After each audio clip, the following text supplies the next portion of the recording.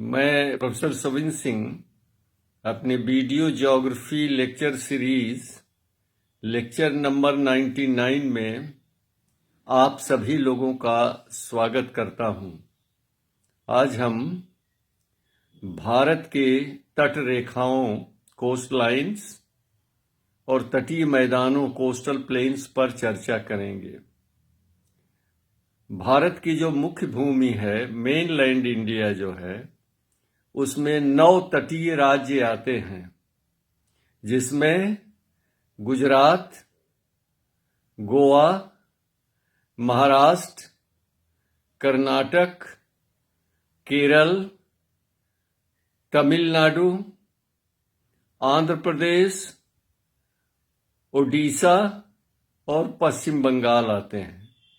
जहां तक तट रेखा का सवाल है, तो इसमें इन 9 राज्यों की तट रेखा को सम्मिलित किया जाता है, लेकिन जहां तटीय मैदान का प्रश्न है, तो पश्चिम बंगाल के तटीय मैदान को इसमें सम्मिलित नहीं किया जाता है, क्योंकि वह लोअर गंगा प्लेन में आता है।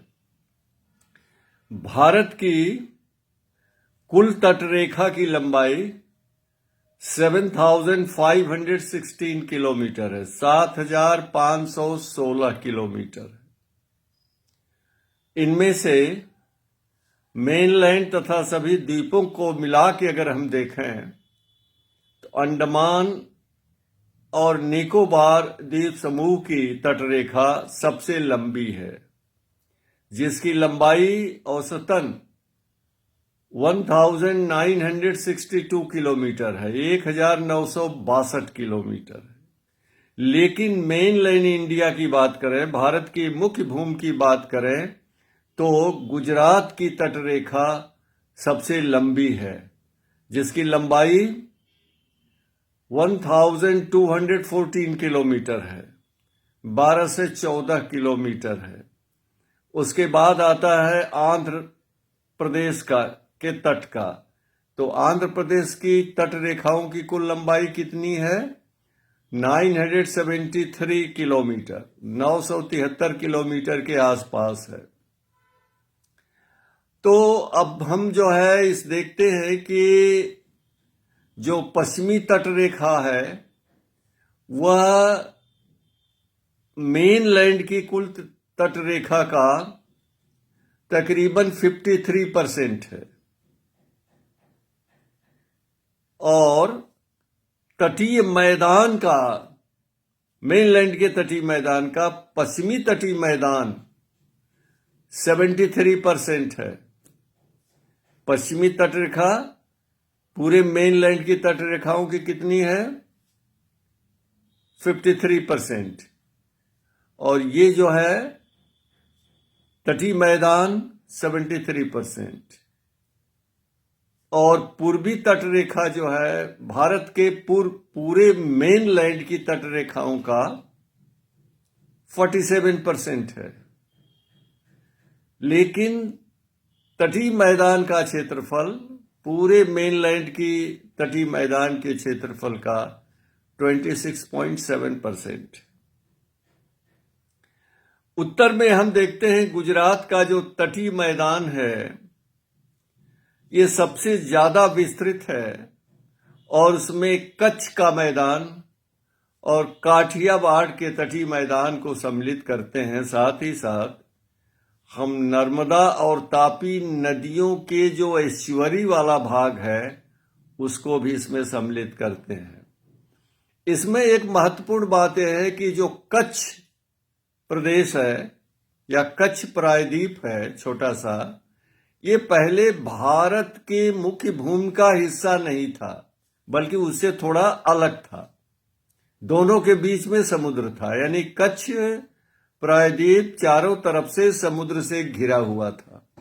लेकिन बाद में चल करके सिंध नदी, इंडस रिवर अपने साथ लाए हुए सेडिमेंट्स, अवसादों, तलछट, मलबा, डेब्री से धीरे धीरे इसे भर दिया, और फिर कच्छ का जो प्रायद्वीपीय भाग है, वो भारत का मेनलैंड से का भाग हो गया। लेकिन चूंकि ये समुद्र में और वो तलछट के जमा होने से बना, इसलिए दलदली है, मार्सी लैंड है। तो कच्छ का पूरा भाग जो है एक मार्सी लैंड है, और चूंकि समुद्र से ये में भराव के कारण बना है, इसलिए खारा भी है, साल्टी भी है। देखिए, मानसून पीरियड में जब बहुत ज्यादा वर्षा होती है तो ये कच्छ का, जिसको रण ऑफ कच्छ कहते हैं, रण प्रदेश जो है वह जलमग्न हो जाता है, सबमर्ज्ड इन रेन वाटर। लेकिन जब ग्रीष्म काल प्रारंभ होता है तो धीरे धीरे ये सूखने लगता है और मई जून आते आते पूर्णतया सूख जाता है। तब ये जो नमक के कण हैं वो रण ऑफ कच्छ के रण के ऊपर एक चादर की तरफ, सफेद नमक के कणों की एक चादर बन जाती है, जो सूर्य की रोशनी में चमकती हुई बहुत खूबसूरत नजारा प्रस्तुत करती है। और इसे कहते हैं साल्ट मार्श, हिंदी में कहेंगे लवण कच्छ। तो ये लवण कच्छ जो है वो बन जाता है ये गुजरात के कच्छ प्रदेश में। हम जब आते हैं नेक्स्ट पर, वो है कोंकण तटीय मैदान। महाराष्ट्र और गोवा के कोंकण तटीय मैदान जो है उत्तर में, ये दमन गंगा नदी से लेके दक्षिण में कर्नाटक के उत्तरी भाग के उत्तरी कन्नड़ा जिले तक अघनाशिनी नदी तक फैला हुआ है। अघनाशिनी का अर्थ होता है पाप का विनाश करने वाली। ये पश्चिम वाहिनी नदी है, वेस्टवर्ड फ्लोइंग रिवर है। ये पश्चिमी घाट से निकलती है और अरब सागर में मिल जाती है। इसमें गोवा भी आता है। गोवा में मांडवी नदी जब ये अरब सागर में मिलती है तो वहां पर एक ईश्वरी का निर्माण करती है, और इस ईश्वरी में दो प्रमुख द्वीप बन गए हैं, जिनका नाम है दीवार द्वीप या चोराव द्वीप, CHORAO, चोराव आइलैंड। देखिए, ये प्रतियोगी परीक्षाओं के लिए महत्वपूर्ण पॉइंट है। और ये दोनों द्वीप जो हैं वह मैनग्रोव फॉरेस्ट से भरे हुए हैं, बहुत बड़े टूरिस्ट सेंटर हैं। कोंकण का जो तटीय मैदान वो महाराष्ट्र के अधिकांश पश्चिमी तटीय मैदान में आता है, लेकिन इसमें नदियां जो होती हैं वह डेल्टा का निर्माण नहीं करती हैं, हम आगे अभी बताएंगे। कोंकण तटीय मैदान को अपरांत मैदान भी कहते हैं, अपरांत मैदान भी कहते हैं, या गोमांचल मैदान भी कहते हैं। ये भी नाम प्रतियोगी परीक्षाओं के लिए महत्वपूर्ण। अपरांत मैदान, गोमांचल मैदान। और इसके बाद आते हैं तो कर्नाटक का तटीय मैदान है। यह उत्तर में अघनाशिनी नदी से लेके दक्षिण में मैंगलोर तक फैला हुआ है, और कर्नाटक तटीय मैदान के सहारे कई महत्वपूर्ण झीलें पाई जाती हैं। आई एम सॉरी, बीचेस पाई जाती हैं, पुलिन सैंडी बीचेस पाई जाती हैं, और इन बीचेस के पूर्वी शीर्ष के पास बीच रिजेस बन गए हैं। कटक बीच, कटक कहते हैं उसे। ये कर्नाटक तटीय मैदान है। और सबसे दक्षिण में पश्चिमी भाग में केरल का तटीय मैदान आता है, जिसको मलाबार तटीय मैदान कहते हैं। और मलाबार तटीय मैदान कई चीजों के लिए अन्य मैदानों से, तटीय मैदानों से अलग है। इसके किनारे पर कई लैगून और झीलें पाई जाती हैं और ये तट के समानांतर हैं। इसलिए केरल का तट काफी कटा फटा है, ब्रोकन कोस्ट लाइन है। यहां पर लैगून्स को कयाल कहते हैं और सबसे बड़ी जो झील है वह है वेम्बानाड। इस झील के अंदर भी कई द्वीप हैं, बने हुए हैं। और केरल का सबसे आकर्षण बिंदु है केरल तटीय, मलाबार तटीय मैदान का, वह है बैक वाटर, पश्च जल बैक वाटर। और इतने ये बैक वाटर है। बैक वाटर होता क्या है? इस सच पूछिए तो ये टाइडल इनलेट होते हैं। ये ऐसे सकरे मार्ग होते हैं तट के सहारे, जो तट के लंब रूप में होते हैं और टाइड के समय जब उच्च ज्वार आता है तो समुद्री जल इनसे होके काफी आंतरिक भाग में पहुंच जाता है। और दोनों तरफ इन बैक वाटर्स के नारियल के वृक्षों के झुरमुट बने हुए हैं, जो बहुत ही खूबसूरत नजारा प्रस्तुत करते हैं। और वहां पे सरकार ने इन तमाम जो पश्चिम से पूर्व फैले हुए ये बैक वाटर्स हैं, इनको नहरों से जोड़ दिया है। इसलिए नाव से आवागमन की सुविधा बहुत अच्छी हो गई है केरल में। केरल में दो और बहुत अनोखी चीजें हैं। मलाबार तट के दक्षिणी भाग में कोट्टानाद है और ये कोट्टानाद भारत का सबसे निचला भाग है। ये समुद्र तल से तकरीबन 2.2 मीटर नीचे है। मैंने एक दिन सवाल पूछ दिया था कि भारत में उच्चस्थ और निम्नस्थ भाग कौन से हैं और उनका कितने मीटर का अंतर है। तो K2 कंचनजंगा आप लोगों ने सही दिया था, कोट्टानाद भी सही दिया था। लेकिन अंतर करने के लिए जो ऊंचाई है कंचनजंगा की, उसमें इसे जोड़ना पड़ेगा क्योंकि नीचे है ना। तो ये कोट्टानाद एक और बात के लिए प्रसिद्ध है, क्योंकि यहाँ चावल की, धान की खेती बहुत होती है, क्योंकि मानसूनी वर्षा बहुत होती है और निचला भाग है, इसलिए जल खेतों में बना रहता है। इसीलिए कोट्टानाद को केरल का धान का कटोरा, चावल का कटोरा कहते हैं। Kuttanad is known as rice bowl of Kerala. और एक बहुत बड़ी चीज यहां पर है कि पूरे प्रायद्वीपीय भारत का सर्वोच्च शिखर और हिमालय के बाद भारत का दूसरा सर्वोच्च शिखर अनामुडी है, जो मलाबार तट के सुदूर उत्तरी पूर्वी भाग में अवस्थित है। अब आते हैं हम भारत के पूर्वी तटीय मैदान की तरफ। तो कन्याकुमारी से लेकर के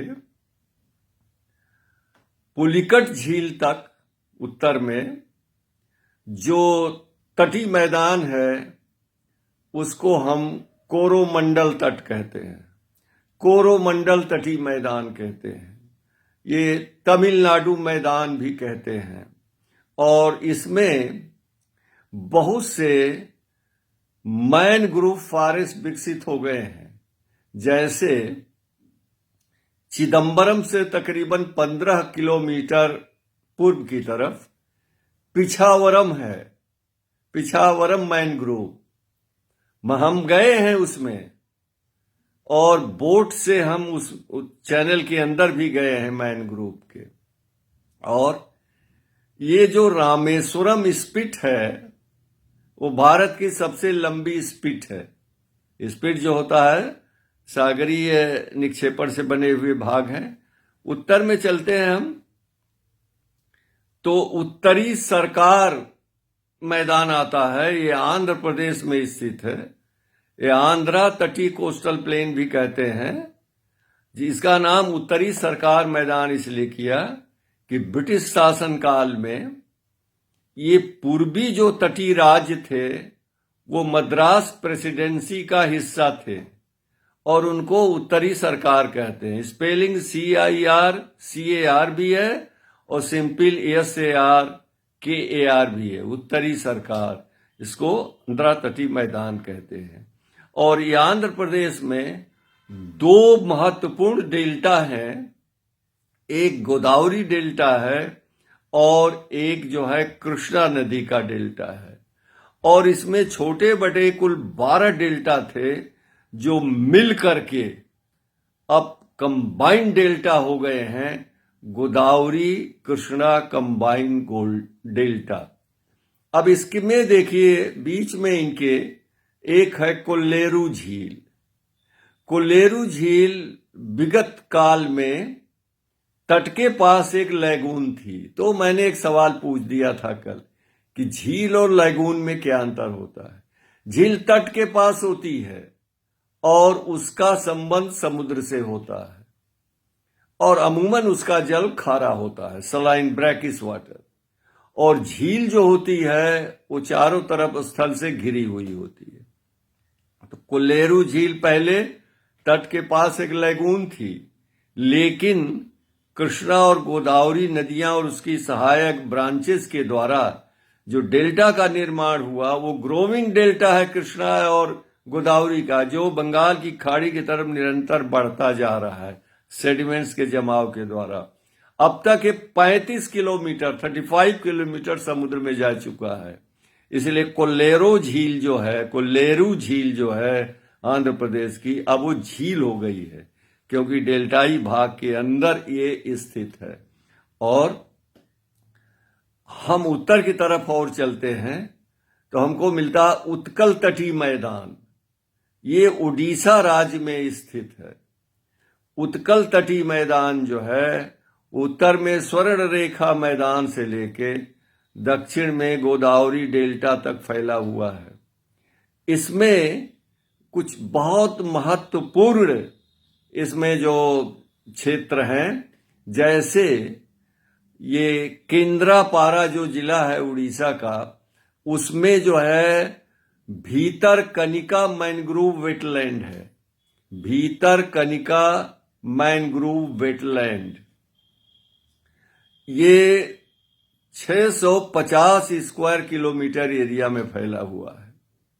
लेकिन भारत का जो सबसे बड़ा मैनग्रोव क्षेत्र है वो आंध्र प्रदेश में, यानी उत्तरी सरकार तटीय मैदान में गोदावरी और कृष्णा नदियों के डेल्टाई क्षेत्र में है, जो 7,000 स्क्वायर किलोमीटर है।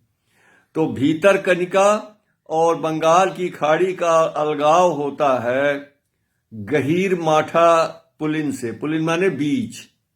तो गहीर माठा पुलिन separates Bhitarkanika mangrove wetland from Bay of Bengal. और ये जो गहीर माठा बीच है वह विश्व में ऑलिव रिडले समुद्री कछुओं का सबसे बड़ा प्रजनन क्षेत्र है। द लार्जेस्ट क्रूकरी प्रजनन क्षेत्र, breeding place of olive Ridley C turtles in the world, जहां प्रतिवर्ष लाखों की संख्या में कछुए अंडा देने के लिए आते हैं। बंगाल का तटीय मैदान दक्षिणी निचले गंगा मैदान में सम्मिलित होता है, इसलिए इसमें नहीं आता है। नमस्कार।